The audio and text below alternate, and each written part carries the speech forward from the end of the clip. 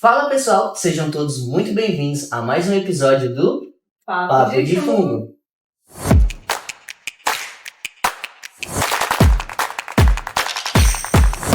Para quem não me conhece, meu nome é Caio Dourado Barbosa, sou um dos apresentadores aqui do podcast e hoje, juntamente com Heloísa Farias, vamos conversar com uma pessoa que, cara, muito especial, para mim particularmente especial, porque além de um grande micólogo, ele é o meu orientador do doutorado, que é o professor Hudson Henrique Santos Ferreira da Cruz. Nome gigante, mas vamos chamar ele aqui de professor Hudson. Isso mesmo, pessoal. O professor Hudson, ele possui bacharelado e licenciatura em Ciências Biológicas pela Universidade Federal do Rio Grande do Norte. Tem o mestrado e doutorado pelo Programa de Sistemática e Evolução da UFRN. Fez o período sanduíche de doutorado no Tsukuba Botanical Garden, no Japão. Realizou o estágio pós-doutoral com um projeto envolvendo filogeografia e biogeografia, também lá no Japão. É ilustrador científico, atua principalmente na ilustração botânica, micológica, entomológica e anatômica.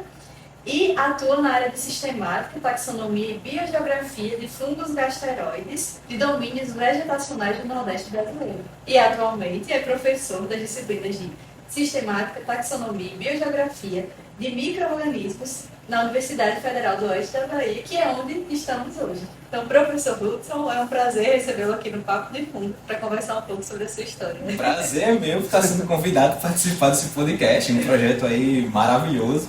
Estou sempre acompanhando vocês ali, toda vez que sai um episódio novo, estou assistindo. Muito obrigado por ter me convidado.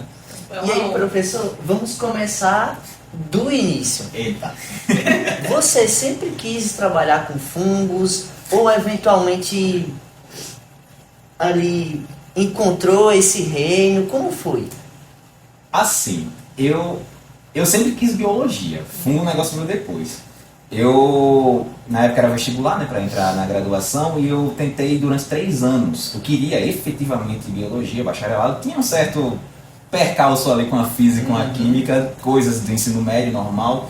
Mas quando foi na minha terceira tentativa do vestibular, passei com a nota, assim, modéstia à parte, em alta, né? Tanto é que o pessoal até reclamava comigo que eu podia ter colocado medicina se eu quisesse e tudo mais, só que eu nunca quis medicina, eu queria biologia.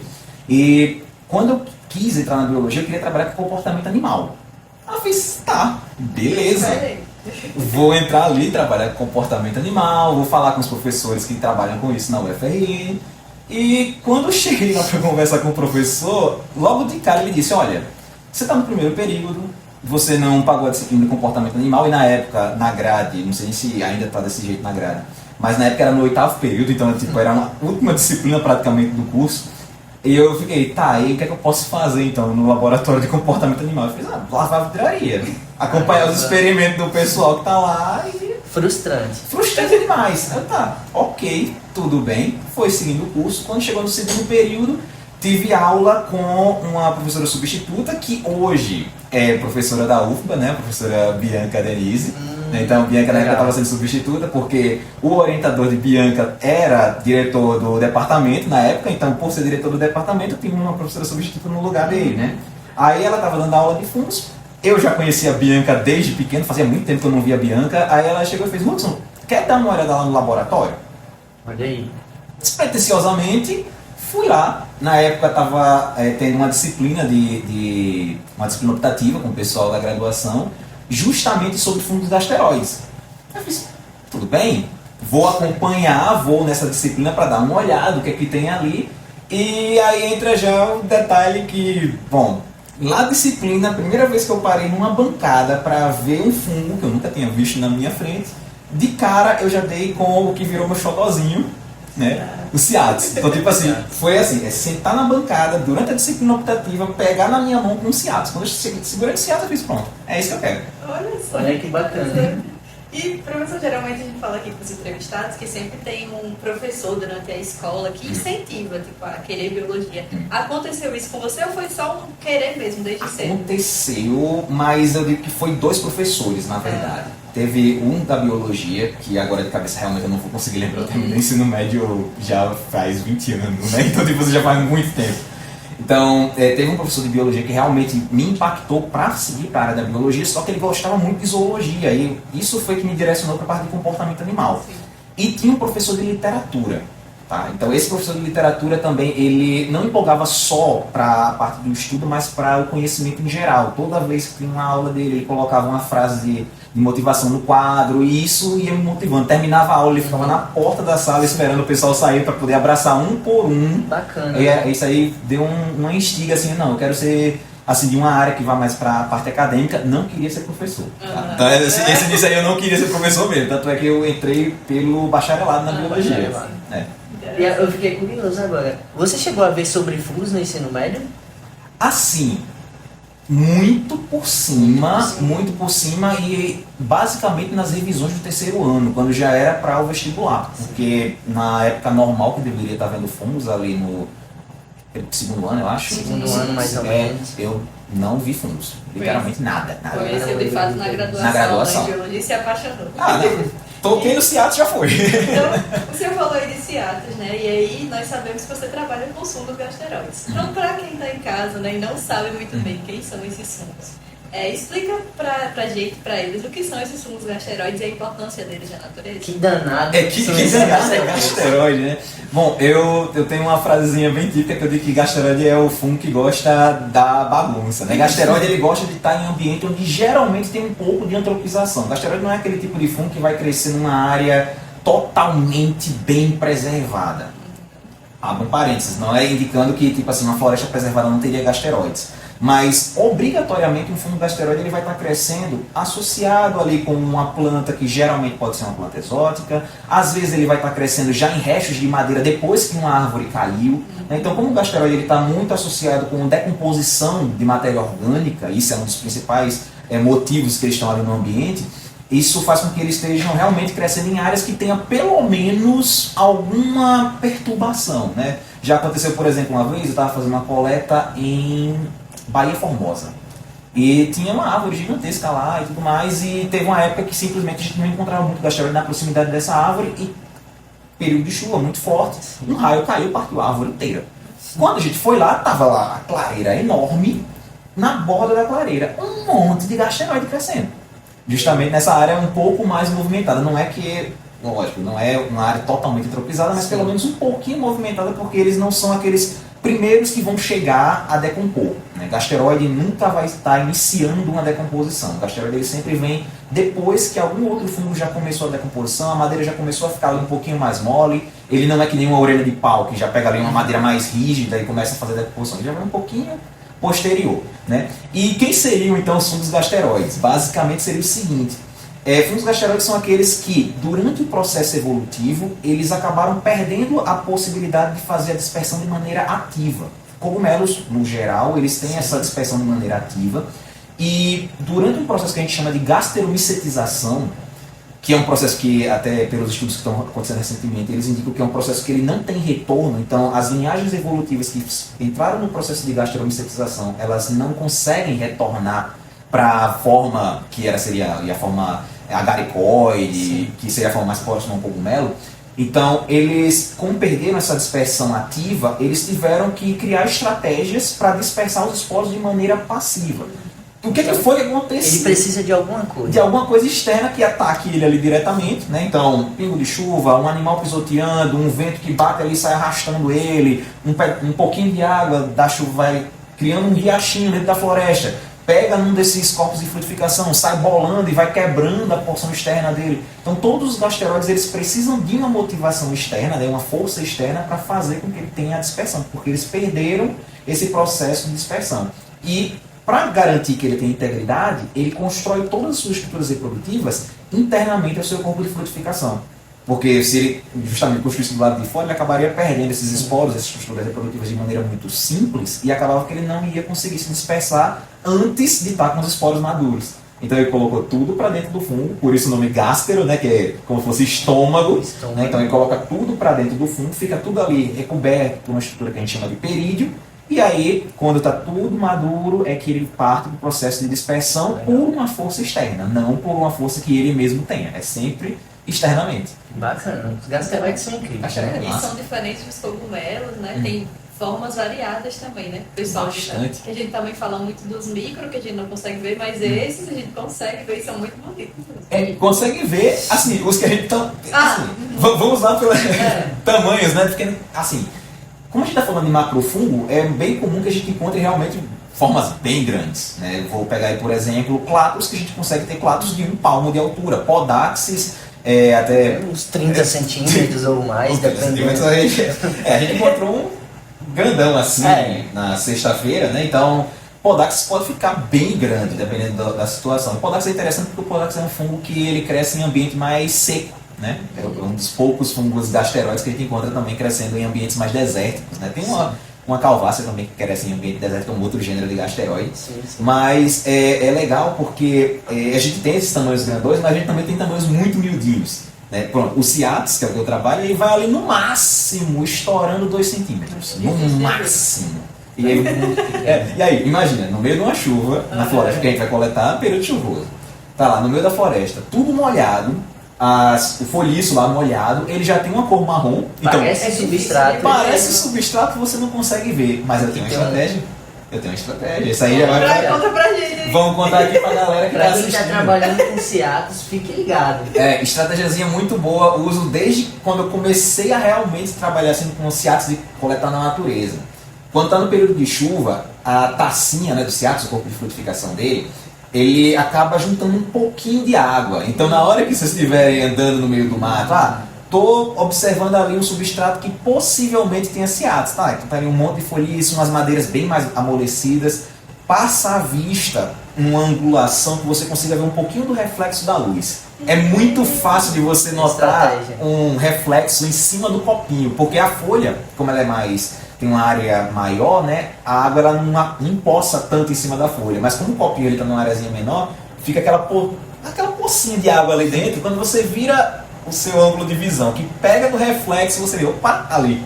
Já vai em cima. E a partir do primeiro, um monte começa a aparecer. Encontrou o primeiro e vai afastando o folhiço, vai aparecendo vários. E aí, professor, falando ainda do gênero Ciatis, né? Sabemos que é o seu xodó entre os fungos gasteróides. Sim. E aí, como que a gente pode caracterizar esse gênero Ciatis em campo, além dessas estratégias, né? Como que é definitivamente a sua estrutura? Porque falando também em gasteróide, é interessante porque a gente sempre fala assim, cogumelo, aquela forma de chapeuzinho parece um guarda-chuva, mas esses outros fungos também não deixam de ser um cogumelo, né? Exatamente. Só que com formas diferentes. O Ciatis ele tem uma forma de um cone, literalmente é um cone, né? E é engraçado que essa forma de cone ela é fisicamente assim, bem adaptada para o esquema de dispersão que ele usa, né? Então, viu essa formazinha de cone com umas disquinhos internos, geralmente esses discos têm uma cor marrom ou cinza, às vezes um pouco mais preto. Visivelmente, você olha ele de cima, parece que você está olhando para um ninho de passarinho, e é isso que dá o nome comum para o gênero, que é fungos ninho de passarinho, né? E o que eu estava falando a respeito da parte física é porque é o seguinte, na base dele, a gente vai ter como se fosse uma almofada de micélio, né? E essa almofada de micélio ela serve justamente para dissipar um pouco da força do impacto da gota, porque uma gota de chuva, quando ela cai, por exemplo, para um humano, ela não faz tanto impacto, porque a gente tem um organismo muito grande. Mas quando eu estou falando de um fungo de no máximo 2 centímetros, uma gota é gigantesca. Eu fiz até uma vez uma apresentação, enquanto eu estava no doutorado de sanduíche, eu fiz um comparativo em termos equivalentes, né, de peso, o quanto seria. O corpo de frutificação de Ciatis, se a gente fosse comparar, por exemplo, com o corpo humano, seria como se a gota de chuva fosse uma picape. Você pega uma Hilux e joga na cabeça. Em termos estatísticos, em termos de peso, seria basicamente isso. Então é como se você pegasse uma Hilux e jogasse na cabeça de um humano. A força seria o suficiente para esmagar esse humano. Só que no caso do Ciatis, o que acontece? Como eu tenho a parte micelial ali na base, ela dispersa parte dessa força da gota e parte dela retorna com uma força potencial. E isso faz com que o peridilo ele seja lançado. Então, na verdade, eu transformo potencial gravitacional em potencial cinético. Então tem todo um esquema físico envolvido aí por trás para poder fazer a dispersão mais distante. Professor, você trabalha principalmente com as espécies aqui do Nordeste, Cerrado, né? Isso. E aí existem grandes diferenças entre as espécies que a gente encontra aqui e do que em outras regiões do Brasil ou do mundo? A gente está começando os trabalhos aqui no Cerrado Assim, o Cerrado ele já vem com os trabalhos desde o início desse século, né? Então os primeiros trabalhos vieram lá em 2002, mas deram uma pausa ali por volta de 2005 e retornaram depois que a gente começou aqui no oeste da Bahia. Em termos de similaridade, a gente consegue encontrar uma ou outra espécie muito parecida com a Amazônia, muito parecida com a parte de Mata Atlântica, porque no passado, na parte biogeográfica aqui da América do Sul, a gente tinha realmente um corredor que ligava a Amazônia com a Mata Atlântica. Depois que a gente forma a diagonal seca, né, que acaba formando o cerrado no meio do caminho e também acaba formando a caatinga logo na sequência, a gente acaba dando uma separação desses indivíduos. Então, parte fica ali na Amazônia, parte vai para a Mata Atlântica, e a gente acaba tendo uma mistura de alguns deles aqui no meio, incluindo também algumas espécies novas, né, que é o caso do que a gente acabou publicando aqui para o oeste da Bahia, duas espécies de geastro, até com o Cairo, né? Então o Cairo ele tem duas espécies de geastro publicadas exclusivamente aqui para a região, e o mais engraçado é porque essas espécies foram coletadas na casa do Cairo. Olha só, no quintal de casa. No quintal de casa, literalmente. Do quintal de casa para o mundo. Pois e é. temos também o tulostoma, que é uma E tem o espécie tulostoma também de lá, também do de mesmo lá. lugar, do mesmo área. Tá Então, faltando Seattle, mas vai chegar. Vai Tá? chegar, ó. Já tem, ó, sem spoilers. No futuro vocês vão ver. E o seu xodó é o ciado. Isso. Mas dentro do gênero tem Não, uma tem espécie que ter o segundo que é a que você preferida mais gosta. também. Bom, vamos lá, eu acho que peraí. ele vai escolher o geastro. Não, eu não vou falar do geastro, não. O geastro eu acho muito bonitinho, eu acho muito legal, mas tem outros gêneros. Incrivelmente eu gosto do tulostoma. Eu acho o tulostoma legal. Bacana também. Agora, o tulostoma tem uma situação engraçada, porque eu achava que o tulostoma, no início, ele era um licoperdon, um bovista. Quando eu vi a primeira vez o tulostoma, eu achei muito estranho, porque quando eu localizei ele a primeira vez em campo, eu olhei assim e fiz, tá, beleza. Ele tem um pseudostipo, né, que fica enterrado. Aí eu olhei assim e fiz, tá, ok, parece um puffball qualquer, né? Puffball é uma das formas também que a gente tem de gasteroides, né, que são umas bolinhas que eles também precisam de um mecanismo de fole, às vezes com algum pisoteio também eles amassam e liberam os esporos, né? Aí eu vi ele e fiz, interessante, parece um puffball pequenininho, vários assim aglomerados. Aí quando eu comecei a cavar, que eu sempre tenho o costume de cavar para poder pegar um pouco do substrato, logicamente isso aí já é um padrão na coleta de fungos, justamente porque às vezes tem micorrizas, às vezes tem rizomorfas, às vezes tem coisas atreladas ali junto que a gente quer pegar também e analisar. Um pouquinho de tudo. Aí eu fui lá, peguei um pouquinho, quando eu puxei, que eu vi que tava um puffball com um pseudostipo assim, eu fiz... Quase um pelurique na sua mão. Pois é, eu olhei assim, oxe, foi minha reação, foi literalmente essa, eu fiz, oxe. Aí tá, beleza. Aí eu peguei, levei ele para o laboratório. Aí a primeira vez que eu mostrei ele no laboratório, eu fiz, não, isso aí é um tulostoma. Aí eu fiz, que legal, nossa, diferente. Gostou. Aí eu gostei do tulostoma, achei interessante, porque foi assim, o mais estranho a priori no campo. Lógico, depois tiveram clatros, quando eu vi Itajaia no campo também, Itajaia é muito diferente. Como é que é? O Starreliomyces. Starreliomyces é muito bizarro. Ele parece que a espécie que tem lá no Parque das Dunas, na Mata Atlântica, ele tem tipo um cinto, né, assim, de gleba, assim, no meio dele é muito estranho. Muito legal. Mas assim, sobre Ciatus, né, o preferido, o meu xodó, é o Ciatus badius, por conta que durante o doutorado de sanduíche eu acabei participando assim, ativamente na redescoberta dele. A história do Ciatus badius ela é engraçada, porque ele foi coletado na ilha de Chichijima, né, no Japão, que é do arquipélago de Ogasawara. Fica a 25 horas de navio de Tóquio, e são duas ilhas principais, tem outras ilhas menores que compõem esse arquipélago. Chichijima é a maior de cima, que é onde tem a cidade, onde o pessoal mora mais comumente. Hajime é uma ilha mais ao sul, uns 30, 40 quilômetros ao sul, né? Que ela é um pouco mais esticada em comprimento, mas em termos de área total ela não chega a ser tão grande quanto o Chichijima. O que acontece é que a espécie Ciatus badius ela foi coletada em Chichijima na década de 70. Aí teve a Segunda Guerra Mundial ali e tudo mais, o pessoal já vinha resolvendo a situação após a Segunda Guerra, mas a ilha, por conta da Segunda Guerra, ela teve que ser esvaziada. Só alguns pesquisadores iam para lá, coletavam a amostra, descobriam o que era e tal, beleza, vamos lá. Quando foi por volta ali da década de 90, o governo japonês propôs que o pessoal retornasse para a ilha de Chichijima, para repovoar a ilha, já que tinham esvaziado por conta da guerra. Quando eles retornaram, o governo de Tóquio mandou muito dinheiro para poder reconstruir a vila, pavimentou muita coisa, e a área florestal onde tinha o Ciatus badius ela foi completamente coberta. Então virou um estacionamento com uns prédios lá, tem uns supermercados, umas coisas, e basicamente a floresta que tinha os Seatos Badios não tinha mais. Rodei a ilha totalmente lá junto com o meu orientador do doutorado de sanduíche, o professor Kentaro Hosaka, e não encontramos nenhum Seatos na ilha. Eu fiz, poxa, E aí? não tem jeito nenhum aqui de encontrar, já estava meio frustrado, eu tinha ido fazer o doutorado de sanduíche justamente com Seatos, mas não tinha frustrado totalmente por conta que eu tinha levado umas amostras para lá para analisar, fazer biologia molecular e tal. Na hora que ele disse, ó, a gente vai passar 2 dias em Hajima, a ilha mais ao sul, tem mais uns outros pontos de coleta, é interessante lá, e a outra menina que estava junto com a gente, que é a Elizabeth, que era que fazia pós-doutorado lá no Japão na época, ela precisava coletar rússula. Aí eu disse, tudo bem, rússula e lactários. Vamos junto. Ok, vamos junto. Tô aqui na ilha mesmo, não vou ficar sozinho de Tidima. Pegamos um naviozinho, rapidão, 2 horas a gente tava na ilha ao sul. Foi lá, despretensiosamente, parou o carro numa área que tinha um pouquinho de vegetação, umas serrapilheiras lá, para poder coletar alguns lactários que estavam lá crescendo. Quando eu olho, Seatos. Olha, daquele jeito, viu, que ele olhou? Olha, Ó, bateu a vista, refletiu. refletiu.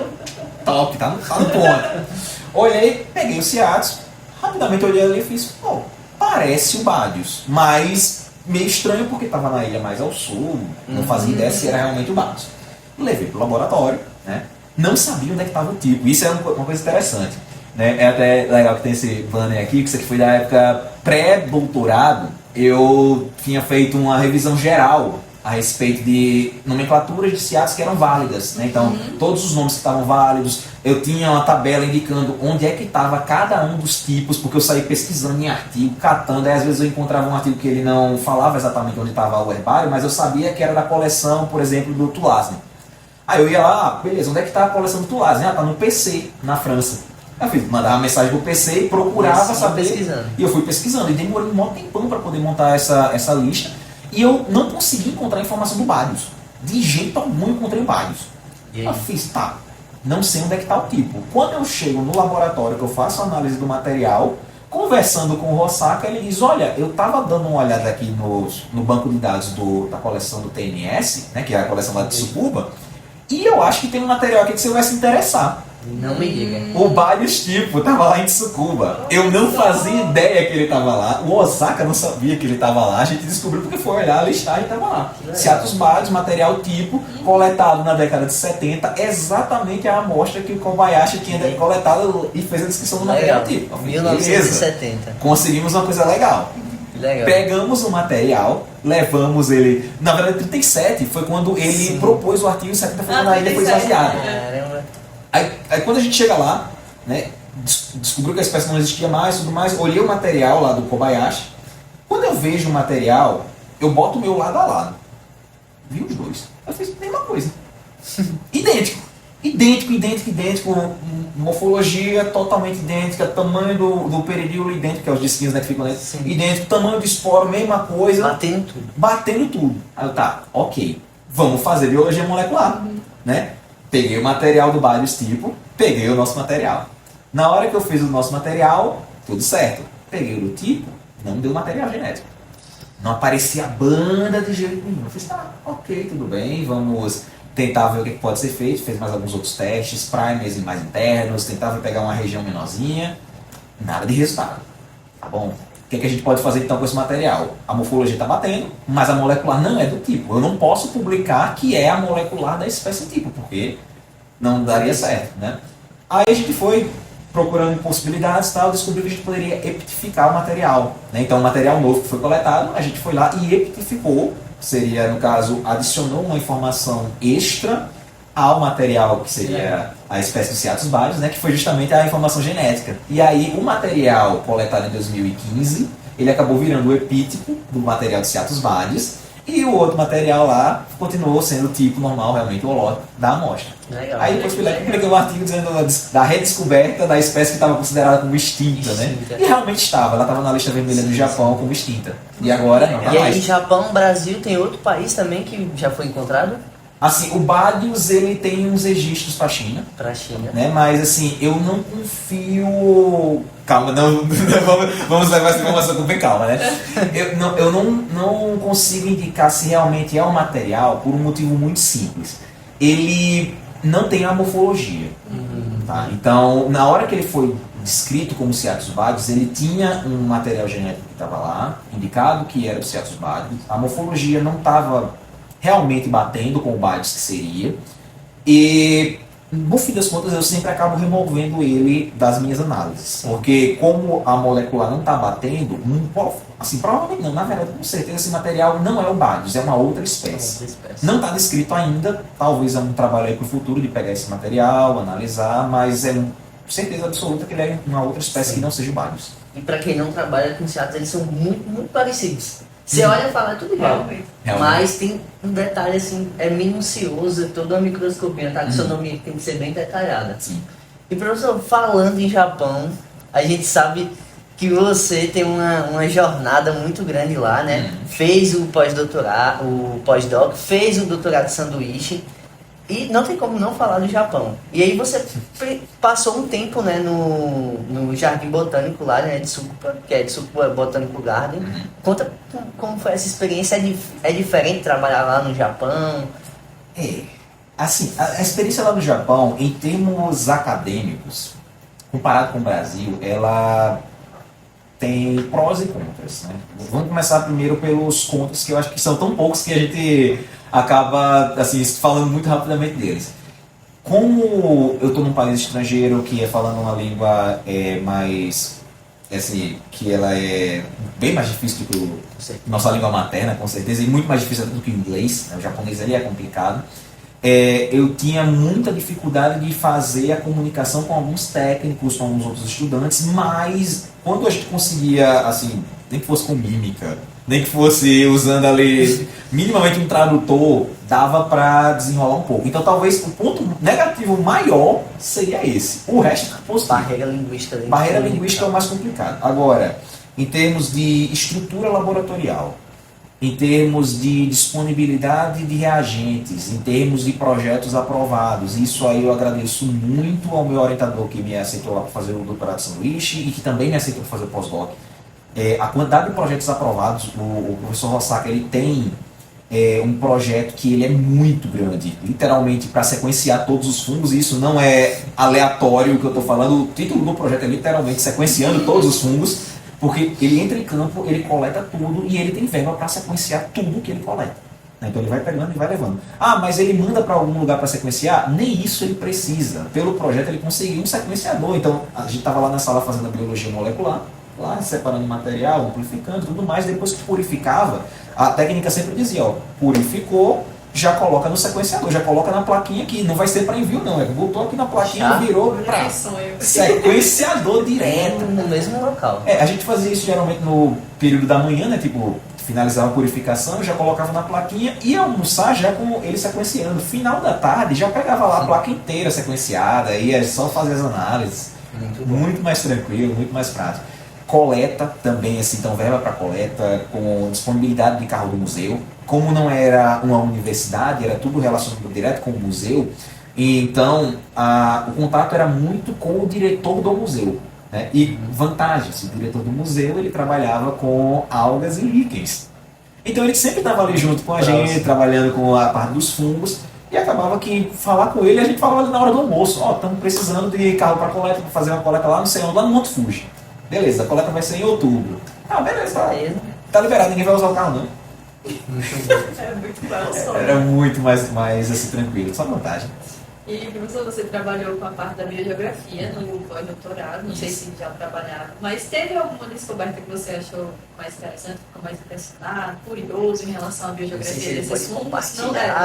Essas descobertas. Eu posso dar um leve spoiler. Posso dar um leve spoiler que isso também tá me incomodando um pouco a respeito dos resultados. Teve uma situação de um grupo específico. Na biogeografia eu voltei a trabalhar com os fungos nidulariáceos, né, esses ninhos de passarinho, e que é o que inclui os ciatos, só que eu expandi para além dos ciatos. Então eu peguei todos os gêneros que estão envolvidos na família. Né? Então, nídula, nidulária, micocália, retiperidíurea, crucíbulo, junto com os ciatos, né, das 6 gêneros, é o que compõe a família nidulariácea. E eu peguei e fui sequenciando algumas amostras que eu achava mais interessantes. Usei o banco de dados do museu, que tinha muita coisa, eu lembro do projeto lá, que é sequenciar literalmente tudo. Então, O que tinha de material já sequenciado, que eu não precisei trabalhar, era absurdo. Era um banco de dados de para lá de 400 sequências. Né? Então, fui lá e peguei esses dados, comecei a analisar. E, a princípio, assim, é esse ponto que eu não posso contar ainda, porque ainda vai sair os arquivos, mas vai sair um spoilerzinho rápido aqui. A princípio, vai ter alguns gêneros aí que, potencialmente, eles são dimórficos.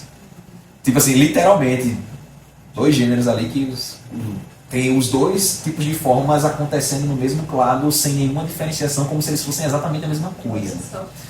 E tem um bom indicativo de que o surgimento disso pode ter sido, tipo, o surgimento do grupo como todo, da família, pode ter surgido nas áreas do Pacífico. Né? Então, ainda vai ter maiores descobertas de onde é que vai ser exatamente o ponto de origem, o centro dessa origem, a dispersão, como é que aconteceu. Isso aí é pro artigo, depois vocês veem. Esses outros gêneros que o senhor citou, a morfologia parece com os ciatos ou é totalmente diferente? Temos 2 tipos, na verdade, tá? Então, os ciatos, eles têm a forminha de taça, né? Que parece um ninhozinho com os disquinhos ali dentro. Crucíbulo e nídula seguem o mesmo padrão, né? Então, é uma formazinha de taça com os disquinhos ali dentro. O que vai separar deles 3 é basicamente como é o disquinho, né? Então, para nídula, o disco todo é adesivo. Para crucíbulo, eu tenho parte do disco adesivo e eu tenho uma estrutura na base do disco, que é o cordão funicular, bem mais simples, mas que ele ainda também é adesivo, então ele tem adesividade no peridíolo e adesividade no cordão funicular. Para ciatos, eu tenho adesividade apenas na ponta do cordão funicular. Então, são detalhezinhos mínimos diferenciam. Mas assim, para quem já está dentro da família, quando a gente olha para eles, não é assim, o problema que a gente tem com ciatos, né? Porque ciatos, como o Caio falou, né, é tudo muito parecido. Olhar para a nídula, você bate o olho e diz, beleza, é uma nídula. Qual o diferencial principal de uma nídula? Ela tem uns pelinhos na parte externa que é branquinho. Sim. Então, tipo assim, ou é branquinho e tem uns que são um pouquinho mais amarelados, aquele amarelo, quase um bege, um amarelo bege. Então, tipo assim, você olha para ele, você vê uns pelos muito bonitos, clarinhos, com certeza nídula. Crucíbulo, aí já entra um problema, porque o crucíbulo ele lembra algumas espécies de ciatos que não tem pelo. Então, visualmente, crucíbulo é muito comum a gente encontrar nas coleções ele sendo identificado como ciatos, ou alguns ciatos sendo identificados como crucíbulo. Principalmente o ciato zola, porque ele é a cara de um crucíbulo. Então você olha para o ciato zola e você diz, é um crucíbulo. Aí a galera vai lá e identifica, crucíbulo. Aí quando você pega o material, ciatos. Os outros, né, retiperidíulia, micocalha, nidulária, eles são a forminha de bolinha. Tá? O que vai diferenciar entre eles? Tá? A nidulária, ela é uma bolinha que o perídio ela é mais espesso. Né? Então ela tem um período mais grossinho. Então é como se fosse uma bolinha. Imagina aquelas bolas de futebol que tem os gominhos ali em cima. Pronto, seria mais ou menos aqui, um gominho assim mais espesso em cima. A micocalha é um pouco mais evanescente a estrutura de cima. Né? Então é um pouco mais fininha. Retiperidíulia também. Ele é um pouco mais evanescente na parte externa. Só que aí é onde monta a diferença de retiperidíulia para micocalha. Retiperidíulia foi descrito em 2019, 2018, não vou lembrar agora ao certo. Recente, é bem mais recente, retiperidíulia. Mas o que diferencia retiperidíulia de micocalha é justamente porque essa estrutura do perídio mais evanescente dele, ele tem um retículo. E é por isso o nome de retiperidíulia, porque é como se fosse um peridíolo com um retículo, né? Então é como se fosse uma trama recobrindo ele. Mas a gente só vê isso no microscópio, né? Colocou no microscópio, viu o reticulado, retiperidíulia. É diferente. Muito legal. E além dessa parte da taxonomia, sistemática, molecular, filogenia, você também ilustra muito bem, né? Dá pra ver pela camisa que ele sempre tá usando, a camisa ilustrada, os banners que ele faz, ele já tem vários livros também que ele ilustrou, né? Então, como é que surgiu essa paixão pela ilustração? Bom, primeiro, essa camisa aqui não fui eu, tá? Essa daqui, mas essa aqui tem dedinho do Japão. Essa ilustração foi da esposa do Hosaka, né? Ela também é ilustradora. Nossa, e todo ano eles fazem uma estampa nova, né? Para o Kinoko Ten, né? Que é exibição de cogumelos. A tradução literal seria literalmente isso, né? Exibição de cogumelos. Que acontece em outubro, né? Até desse ano teve, eu infelizmente não estava lá. E não sei qual é a estampa da camisa desse ano, mas quem sabe ano que vem, não sei, eu posso estar lá e ver qual é a estampa do ano, que todo ano tem uma estampa diferente. Mas sobre a ilustração, engraçado essa situação da ilustração, porque eu não era para trabalhar com ilustração, eu só fazia para mim as coisas. Essas ilustrações que tem aqui, por exemplo, de banner e tudo mais, eu fazia pessoalmente. artigo meu, publicação minha, eu já sabia ilustrar desde pequeno, né? Então eu fui só aprimorando para fazer para os fungos. Quando chegou no mestrado, ali logo no iníciozinho do mestrado, deu um problema com a minha bolsa. Então, na hora de fazer o cadastro da bolsa, eu não sei exatamente o que foi que aconteceu na documentação. Eu sei que foram uns 3 meses, mais ou menos, que eu tinha que ter a bolsa, né? Tipo, eu estava na colocação no mestrado para ser uma pessoa que receberia a bolsa. Mas, por conta desses problemas, simplesmente passo 3 meses e nada de dinheiro. Ficar sem grana? Ficar sem grana, sem trabalho, sem nada, tinha que fazer alguma coisa. Aconteceu o seguinte, tinha um outro aluno que fazia mestrado, né? Que hoje até é professor aqui na Bahia também, o Wallace, da área da botânica. Ele chegou para mim e fez: Hudson, eu vi que tu ilustra e tal, você podia fazer umas ilustrações de umas plantas para mim? Eu fiz: botânica, eu nunca ilustrei, né? Nunca peguei planta para ilustrar. Aí foi: beleza, traz as plantas, tu me mostra o que é para desenhar. Eu acho que não vai ser muito diferente do que fazer com fungo.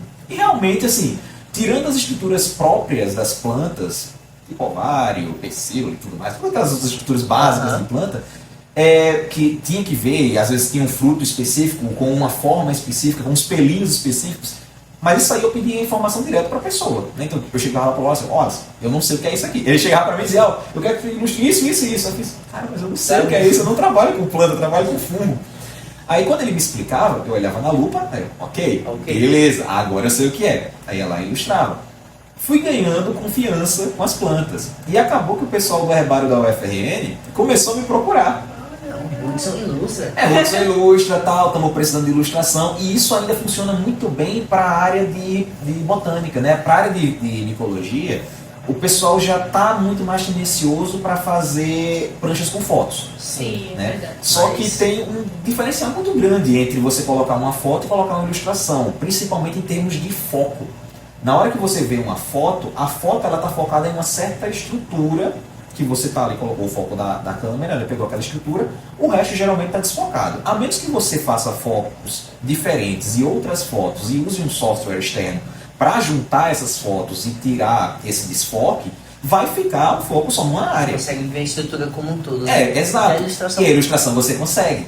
Outra coisa vantajosa da ilustração, você consegue dar destaque a coisas que são importantes. Porque numa foto, por exemplo, eu posso fazer uma foto de de um fruto, mas aquele fruto é o fruto comum do gênero.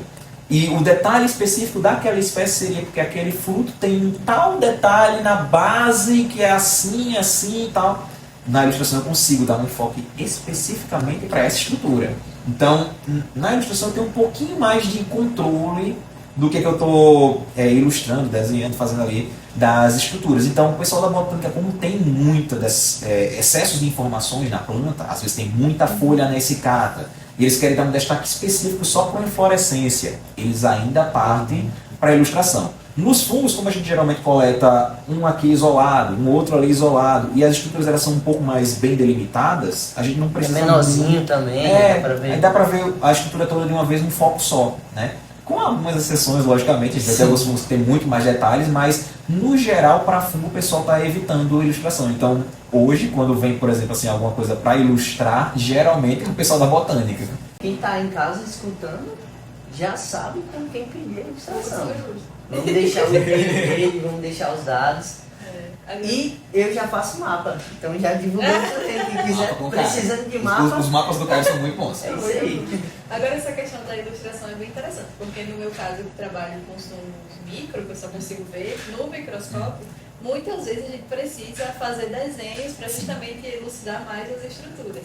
E aí eu já fiz algumas ilustrações, não tão profissionais, mas eu fiz algumas. E aí eu percebi que quando eu fazia, eu conseguia entender melhor ali aquelas estruturas. O geral. É isso que eu ia te perguntar, se você também, no início, até hoje, sente isso também, né? Clareia mais, não sei. Clareia porque você elimina todo o foco extra que tem naquela figura. Na hora que você está ilustrando, que você tem que colocar primeiro a borda, você colocou a borda, que você entendeu como é aquela composição, a sua cabeça ela começa a focar exatamente parte a parte. A estrutura geral é assim. Eu preciso entender como é que ela é as outras partes. Tá, beleza, essa parte fica aqui, essa outra parte fica nesse outro ponto. Quando você olha no microscópio a priori, fica aquele monte de estrutura junto. E tem um outro caso do microscópio que, dependendo da lâmina, né, a gente pode acabar tendo sobreposição Então uma parte mais ao fundo fica mais desfocada, uma parte mais acima fica mais focada, aí volta para o problema da foto. Né? Então ilustração para estruturas de microscópio funciona muito bem. Muito legal mesmo. Será que nessa coleta que tivemos vai ter alguma ilustração? Olha só, vamos ver. Quem sabe, quem sabe. E aí, professor, tá aqui na UFOB, lecionando. Como é ensinar sistemática, biogeografia para os alunos que muitas vezes não sabem nem do que se trata? Chega lá do ensino médio sem aquele conhecimento. É algo assim bem desafiador, né? Principalmente quando a gente está falando de que... Quando você fala de sistemática, eu vou puxar também para os fungos, junto nesse bolo, né? Porque fungos eu falei para vocês que eu também não tinha visto no ensino médio, e isso é muito comum também eu perguntar para os alunos se eles já viram fungos, eles nunca viram. É muito comum não colocarem no ensino médio. Sistemática é outro caso que acontece a mesma coisa. Eu pergunto para eles, você já conhece sistemática, entendem como é que é? Nunca viram. Às vezes até entendem o que é que seria uma árvore filogenética. Tipo assim, eu mostro a árvore, eles sabem o que é aquilo. Se eu peço para explicar, a situação já complica. Se eu peço para eles interpretarem, já começa a complicar. E a disciplina de sistemática que eu leciono aqui, ela é uma disciplina curta. Né? Uma disciplina de 30 horas, então são 2 créditos por semana. Ela funciona muito bem para iniciar, né? Para fazer essa iniciação, é quase como se fosse uma seita, né? Vamos colocar isso no grupo da sistemática. É até bom, porque como eu trabalho com a parte de sistemática e taxonomia, é legal para ver se eu consigo atrair uns alunos para o laboratório. Mas... Estratégia. Mas assim, uma coisa muito boa, e aí eu acho que isso vai do fator da UFOB, né? Aqui a gente consegue ter várias disciplinas em que a sistemática ela vai se aprofundando gradualmente. A disciplina que eu ministro é de princípios de sistemática. Então os meninos eles começam a entender como é que é uma árvore filogenética, entendem das escolas taxonômicas, entendem o que é um grupo irmão, entendem nó interno, nó terminal, raiz, ramo, tudo. Eles vão entender esses detalhezinhos. Chega no semestre seguinte, eles já vão ter uma disciplina de protostômios. Aí, quando chega em protostômios, ele já vai ter chave de identificação, aí volta a falar novamente das árvores, volta a falar de classificação, e aí vai aprofundando. Quando chega em biogeografia, que é lá no 7º período, eu puxo todo esse conhecimento que eles vieram adquirindo durante o decorrer do curso, praticamente semestre a semestre, e eu vou lá e aplico de maneira biogeográfica, porque a biogeografia ela também parte de uma base sistemática. Né? Então, quando eu tenho todo esse conhecimento sendo construído, isso aí é muito bonito aqui no currículo da UFOB, a gente acaba chegando no 7º período com um aluno que ele entende bem essa parte sistemática. Logicamente, a gente vai ter ali certas dificuldades iniciais, mas com o tempo os alunos eles vão entendendo, e entra um detalhe muito importante para professores. Né? Eu acho que compreender qual é o público que você está dando aula. Dar uma aula numa universidade federal no interior é muito diferente de dar uma aula numa universidade federal na capital. Então, tipo assim, é uma realidade bem distinta, são alunos que eles passam por outros processos de formação, desde a infância até chegar à universidade. Muitos deles são realmente os primeiros que estão entrando na universidade. Tem alunos aqui que, por exemplo, entram na UFOB e acham que pagar disciplina é literalmente você pagar como se fosse uma universidade particular. Né? Então, até que eles entendam que a universidade é gratuita, de qualidade, pública, que eles podem entrar, que eles podem fazer parte, que eles podem pesquisar, aí já vai uns 2, 3 semestres só tentando instigar eles a fazer esses projetos. Mas quando eles entram também, aí eles ficam ainda mais quando descobrem que também podem ganhar uma bolsa fazendo um projeto, anima muito mais, né? Exatamente. E sobre a micologia, que é o ensino de fungos, o senhor também percebe muito preconceito dos alunos, falta de conhecimento? A gente sempre diz assim no podcast, né? Claro que tem os fungos que de certa forma podem causar doenças, mas a gente sempre vê aquela associação com coisa ruim. Negativa. Né? Até eu lembro quando você chegou aqui no laboratório que não, vamos trabalhar com fungo. O pessoal que não trabalhava com fungo já ficou com medo de contaminar todo o laboratório. Não, é engraçado, porque você falou essa situação. Eu não ia ficar nesse laboratório. Tecnicamente, eu deveria ficar no laboratório que é da microbiologia, porque seria onde o pessoal trabalha com bactéria, trabalha com fungos, no caso microfungos, né? Trabalha ali com um pouquinho de parasita também. Só que quando eu cheguei lá, eu disse, eu trabalho com gasteroides, solta muito espora, dispersão passiva, se eu movimentar aqui vai foram lá em todo lugar. Aí o pessoal disse, não, coloca o Hudson para outro laboratório, que senão vai atrapalhar os experimentos de todo mundo. Aí me jogaram para uma salinha aqui do lado, que é onde a gente está agora. Né? E foi onde eu acabei ficando. Não reclamo, foi bom. Mas assim, realmente o pessoal tem um certo preconceito de, eles soltam esporos de maneira passiva, então aí quando o pessoal tá mexendo ali, vai misturar tudo aqui, vai ficar tudo contaminado, vai todo mundo ficar doente. Não vai. Não é bem assim, né? E, professor, agora é aquela hora da verdade, né? Microperrengue. Esse é do bom. Ele já acompanha nosso podcast, já tá sabendo aí. Então a gente quer saber uma história assim de campo bacana, ou até frustrante, né? Como um microperrengue, né? Algo que saiu ali daquela rota ali. Eu tenho alguns, mas eu vou escolher um, que esse aqui eu acho que ele inclui um pouco também o meu tempo lá no Japão. Ele é quase uma mini história, né? Mas eu vou precisar contar o perrengue inteiro, porque isso é comigo, não é com outra pessoa. Eita. Eu vou evitar incluir o nome de outras pessoas, porque justamente o microperrengue é legal que eu fale o meu. Lembram da coleta lá do Seatos Bades, lá em Tititima, né? Eu sou de família de Natal, né? Então, tipo, Rio Grande do Norte, meu pai, a família dele toda é de área de praia, né? Então, basicamente, eu cresci na praia de Jacumã, né? Então, nadando todos os dias, Jacumã fica no litoral norte, ali de Natal. Então, férias, aí ia lá pra Jacumã, passava o mês de janeiro inteiro, fevereiro inteiro, nadando no meio do mar lá. Meio perigoso, né? Teria me largado lá no meio da praia sozinho, mas acontece. Mas, assim, eu fiquei naquela, não. Eu acho que eu não vou ter problema de pegar um navio 25 horas, tranquilo. Praia e tal. Já começou o problema seguinte, a gente ia fazer a viagem, acho que era na sexta pro sábado. A gente ia pegar o navio na sexta de manhã e ia chegar no sábado de manhã na ilha. Na quinta de madrugada, antes da gente ir para pegar o navio, teve um terremoto de escala 4. Foi o meu primeiro grande terremoto no Japão. Eu estava deitado e começou a tremer. Não, isso eu estava em casa ainda. Eu estava preparando para poder ir no dia seguinte para pegar o navio. Eu lá em casa dormindo, né, no alojamento. O terremoto foi tão grande que tinha uma cordinha que a gente puxa para poder ligar a luz, né? Tem aquelas luzes que tem uma cordinha que você puxava para ligar ela. Você puxava uma, ela ficava amarela, puxava mais outra, ela ficava branca, puxava de novo, ela apagava. E a cordinha balançava, por conta do prédio balançando, por conta da escala 4. E a cordinha balançando, e eu acordei, tanto com a vibração quanto com a cordinha batendo no teto. Eu fiz, pronto, vou morrer agora, tá tremendo aqui. Beleza, aí eu fiquei naquela, não. O Consa acaba de me mandar mensagem, vai dizer que a viagem foi cancelada, porque eu tava vendo a notícia e o terremoto tinha sido justamente com o epicentro lá perto de Tititima. Aí eu fiz, não, provavelmente vai ter alerta de tsunami, porque sempre, quando tem esses terremotos próximo à área de ilhas, eles têm um alerta próprio do governo japonês para dizer se tem tsunami ou não. Aí não teve alerta de tsunami, tudo normal, viagem de pé, sexta-feira, vamos lá pro navio.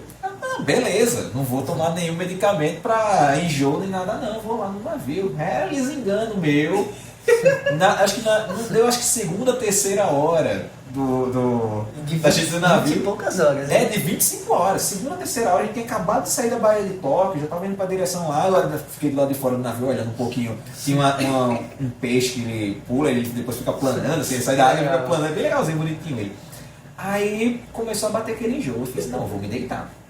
Eu acho que me deitando pode ser melhor. Entrei pra dentro do navio. Até aí tudo bem. Cheguei lá, me deitei no navio, eu ficava olhando assim pra cima e dava aquele embrulho no estômago. Meu Deus, eu vou morrer aqui, aquele embrulho, o negócio balançando e eu olhando pro teto, ver se conseguia baixar um pouco essa situação. Beleza. Sobrevivi, consegui aguentar as 25 horas, dormi muito pouco nesse dia. E o pensamento só na volta. O pensamento na volta. Não, o meu problema foi o seguinte. Ainda bem que eu não vomitei, porque também eu não comi nada. Foi 25 horas sem comer um miojo. É sério, eu não peguei nada pra comer dentro do navio. E olha que tinha comido. Eu não comi nada. Passei as 25 horas lá, cheguei na ilha, eu fiz, caramba, a gente vai ficar aqui 5 dias, daqui a 5 dias eu vou ter que voltar. E eu pensando que isso vai dar muito ruim. eu não vou aguentar esse negócio. Aí beleza, chegamos lá na ilha, toda aquela situação e tal. Quando a gente chega no hotel, aí beleza, um casalzinho de idosos. E aí é onde entra a história principal dessa situação. Casalzinho de idosos, a gente tá lá no hotel. o senhorzinho era quem cozinhava, a senhorinha cuidava do hotel e fazia a entrega dos pratos, né, de manhã logo cedo. Ele estava lá fazendo comida e tal. Quando foi no segundo, terceiro dia, cada dia de manhã era um café da manhã diferente. Café da manhã japonês, né? Então arroz, salsicha frita, ovo frito, um peixinho e tal. Terceiro para o quarto dia teve natto. O que é natto? Natto é uma soja fermentada, extremamente boa assim para a saúde, né? Tem muito ferro, muito assim, muito Para a saúde nutrientes. é um gosto muito bom. Pois é, o problema todo é esse. Natto é fermentada ao ponto de que ele fica uma baba cobrindo aquela soja. Então é uma soja cozida com uma baba recobrindo ela, muito estranho. Aí, quando eu peguei aquele negócio na minha mão, né, tipo assim, na tigelinha, aí o Osaka olhou pra mim e fez, seguinte, isso é natto. Japão é dividido em dois grupos de pessoas. Metade gosta, metade odeia. Não tem meio termo. Tá bom. Já fui me preparando psicologicamente pro natto. Aí a pós-doc, né, a Elizabeth foi lá, pegou o natto, botou na boca, fez. Comestível, mas não gostei muito não. Tá bom, ok, vamos lá tentar pegar o natto. Peguei, botei um pouco na boca. Meu Deus, que coisa horrível. Horrível, horrível, horrível. Fiz, tá bom, vou fazer o seguinte, vou fazer como eu faço no Brasil. Pra não fazer desfeita, porque o que é que me disseram? Japonês odeia que faça desfeita. Se ele bota uma comida pra você, você come. Deixar a comida é uma desfeita. Aí eu fui lá, não, eu vou comer, mas eu vou comer rapidinho pra me livrar desse negócio logo. Juntei assim o natto, botei em cima do arroz, né? Dei aquela misturada e tá pra dentro, comi. Quando terminei de comer, lá, eu olho pra trás, lá vem a senhorinha com um sorriso de orelha a orelha, trazendo outra bandejinha de natto, achando que eu tinha gostado do natto. Como dizer não? Aí foi enganado que o Rosseca olhou pra mim, baixou a cabeça e fez, Ele já sabia. ele já sacou tudo que tinha acontecido. Meu Deus do céu. Aí lá vai eu comer a segunda tigela de natto. Até hoje eu odeio natto por conta disso, até hoje. Aí quando eu fui pro pós-doc, né, ainda me ofereceram natto. Eu falei, não, obrigado. Não, agora já sabe. Agora eu já sei que não Já gosto. vivi essa experiência sem dizer não. E pelo Pois menos é. não vou me tomar navio também, né? Nessa história. Não vou meter no navio. E só pra... Teve a informação... Mas que voltou com Ciados, foi nessa. Foi nessa escola que eu voltei no Ciados. Mas lembra que eu falei que eu fui ainda pra Hajima de navio, né? Que deu 2 horas e Sim. pouco. Como a viagem era mais curta, eu fiquei na parte de cima do navio observando o horizonte. E aí eu acabei notando que realmente você ficar olhando pro horizonte o tempo todo, você não enjoa. Ó, fica a dica. Aí eu, legal. Aí, Já Bom, tivemos 2 dicas de ciência para observar e olhar para o horizonte. olha, pro horizonte quando estiver no navio. E agora, professor, estamos quase chegando no final, mas, e aí a gente queria saber se ainda falta descobrir muita coisa sobre os gasteróides aqui no Brasil. O que você acha? Muitas descobertas? No Cerrado a gente tá fazendo nosso Sim, trabalho. né? Ó, de Brasil, vamos ser muito sinceros, tem muito gap de informação. Muito. Vamos, galera, trabalhar. Sabe? A galera que quiser trabalhar com gasteroide, assim, tem muita coisa para fazer. Ultimamente, a gente até está tendo alguns artigos pontuais de grupos que historicamente não trabalharam com gasteroides. Por exemplo, tem um pessoal lá no IF do Goiás, né, que eles publicaram até um registro de um falos induziados para lá. Não é um pessoal que trabalha efetivamente com fungos gasteroides, não está na área de pesquisa acadêmica de nível superior, né, eles estão ainda no nível médio técnico, mas já estão começando a ter esses trabalhos. Então a gente tem sempre aparecendo um ou outro artigo meio perdido de algum gasteroide. Então, o Brasil, por ser um país megadiverso, tem muita área que ainda precisa ser observada. A gente está incluído agora no PPB o Nexus com Cerrado, né? Vocês devem ter visto já, o pessoal que está assistindo deve ter visto o episódio da Paula, né? Que também é membro da equipe, Paula Moraes, que é membro da equipe do PPB o Nexus com Cerrado. E todas as áreas que foram escolhidas para o PPB ou tinham pouco tipo de amostragem para os grupos da equipe, ou não tinham literalmente nada. De todas as áreas que a gente colocou para o PPB com Cerrado para fungos gasteroides, não tinha nada. Então, todos os registros que a gente acabou fazendo durante as coletas, vai ser pelo menos ali registro para localidade, no mínimo. Sabe? Primeiro registro para estado, primeiro registro para município. A gente tem um gap muito grande. Vai de Bahia a Tocantins. Bahia, Tocantins ali direto, subindo no Tocantins, a área do Maranhão tem muitas regiões que não tem nada, Pará tem muita área que não tem nada, a Amazônia nem se fala, porque a maioria dos trabalhos com gasteróides de Amazônia, eles estão muito próximos da área ali de Manaus e proximidades. Sim. Até tem alguns trabalhos, por exemplo, lá em Sinop, no Mato Grosso, né? Então algumas coisas assim mais pontuais. Mas se você falar, por exemplo, de Pantanal, pouquíssima coisa. Pampa, teve um artigo até agora que saiu recentemente, né? Então, da minha amiga Gislaine, né? Então, um artigo lá do Pampa. Então, esses trabalhos que envolvem áreas que são pouco amostradas ainda precisam ser feitos, ainda tem muito a se fazer. Então, trabalhar com gasteroide não é uma área que está saturada. A gente ainda tem muito lugar para visitar, ainda tem muita amostra para coletar, tem muito fungo para descrever. E Cerrado como hotspot, exatamente. Tem muita coisa nova, viu? Quem tiver interesse aí, ó, já sabe onde Cerradão aqui lá trabalhar. E, professor, agora um conselho final, assim, o que você diria, um momento filosófico, né? Que conselho você deixa para quem quer começar a trabalhar, seja com fungos gasteroides, ou até mesmo na área da sistemática, da taxonomia de fungos, ou até mesmo na ilustração? Né? Primeira coisa, dê chance aos sonhos. Porque é o seguinte, tem muita gente que tem a ideia, eu quero ir para, pegar a ilustração como exemplo, eu quero ir para a área da ilustração. Aí você vai, entra, por exemplo, no Instagram, entra no X, aí de repente tá lá, você vendo pessoas que ilustram, que já ganham dinheiro com isso, que já são dessa área, que já tem um arcabouço de clientes muito grande, e você começa a querer se comparar com eles. Esse é o maior erro. Você está iniciando. Por estar iniciando, entenda que você tem passos a caminhar. Nunca tente dar passos maiores do que a perna. Se eu quero começar a fazer ilustração ali pessoal, como aconteceu comigo, comecei a fazer ilustração para mim, para os meus artigos.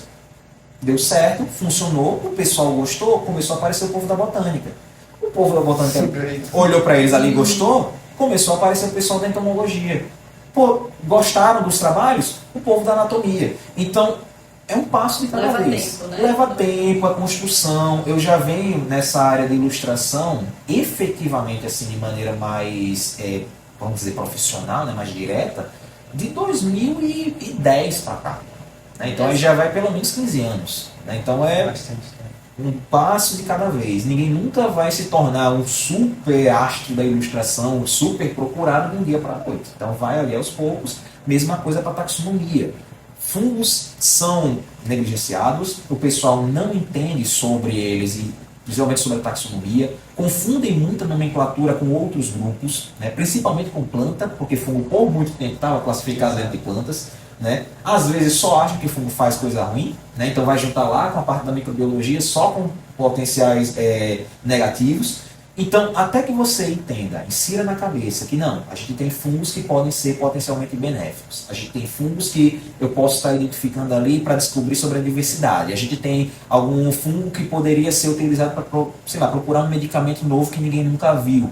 Até que isso vá sendo construído, é uma graduação, com um mestrado, às vezes até um doutorado, para você começar a realmente entender como é que tudo aquilo funciona e gerar um produto ali interessante que vai servir realmente para a humanidade. Né? Nunca tente mudar o mundo na graduação. Você pode começar. Tipo assim, você começa o primeiro passo a mudar o mundo ali na graduação. A mudança vem depois. Isso vale para qualquer coisa que você fazer na sua vida, né? Professor, muito obrigado por compartilhar o conhecimento com a gente, aprender mais sobre os fungos gasteroides, ilustrações, cultura japonesa, muito bacana. E espero poder encontrar brevemente para falar sobre os futuros resultados. Ficamos muito curiosos. Então é isso, pessoal que está acompanhando. Siga nosso podcast, comente nas redes sociais, interage aí com a gente para novos episódios. E até isso, né? Até a próxima. Até a próxima. Obrigada mais uma vez, professor Hudson, por aceitar o convite. Vamos deixar o e-mail dele, contato, quem tiver interesse. Mandarem dúvidas aí, né? Sobre coisas gerais. Super solícito. Super simpático, solícito. E é isso aí, pessoal. Obrigada. Até o próximo episódio. Até mais.